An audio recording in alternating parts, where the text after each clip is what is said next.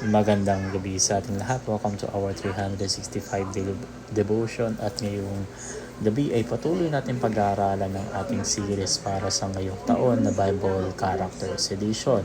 So ngayon ay patuloy pa rin natin pinag-aaralan ang karakter ng Diyos na kung saan ay meron tayong 5 paksa, no? Ng mga nakaraan, pinag-aaralan natin yung God's existence, God's essence, at God's character. So ngayon naman, ang pag-aaralan natin ay patungkol sa God's creativity or image of God. So, who is God? No?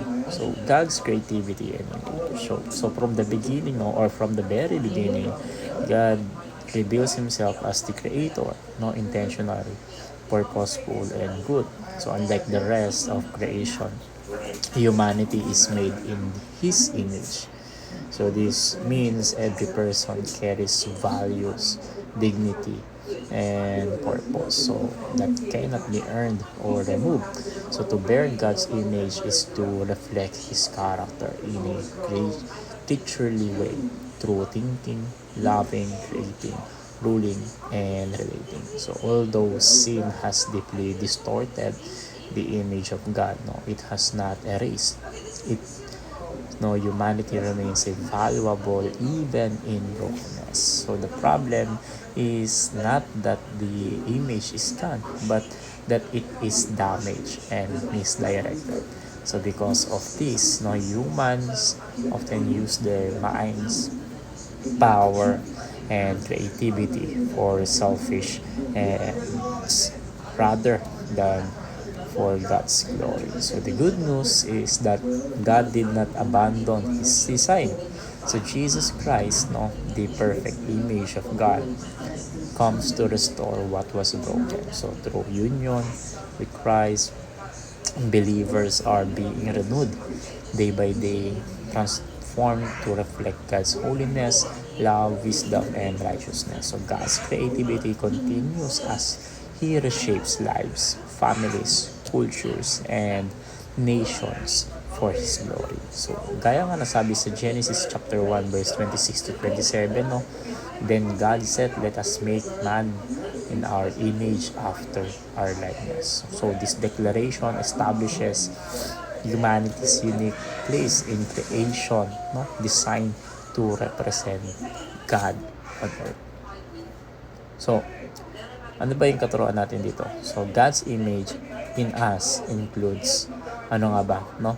Una, capacity to think morally and reasonably. So, humans are given minds capable of logic, reflection, conscience, and wisdom. So, we are moral agents who can discern right from wrong and are accountable to God.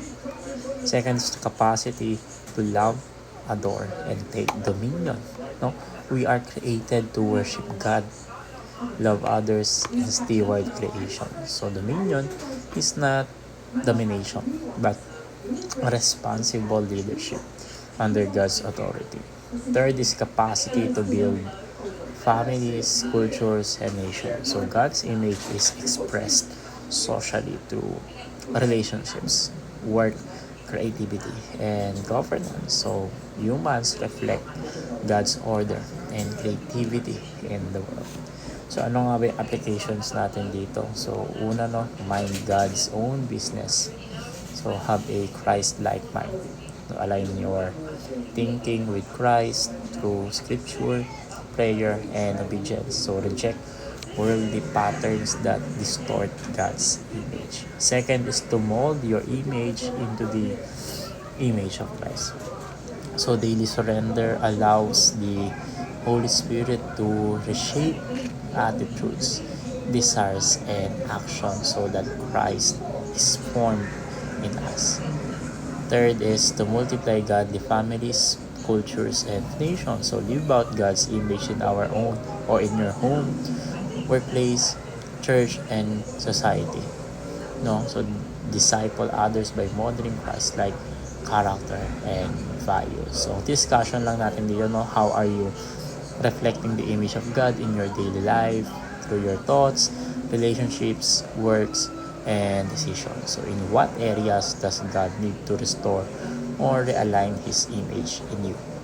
So alternative questions natin, no? What does it mean to be created in the image of God, and how does Jesus restore God's image in us? So you are not an accident, no? You are not worthless.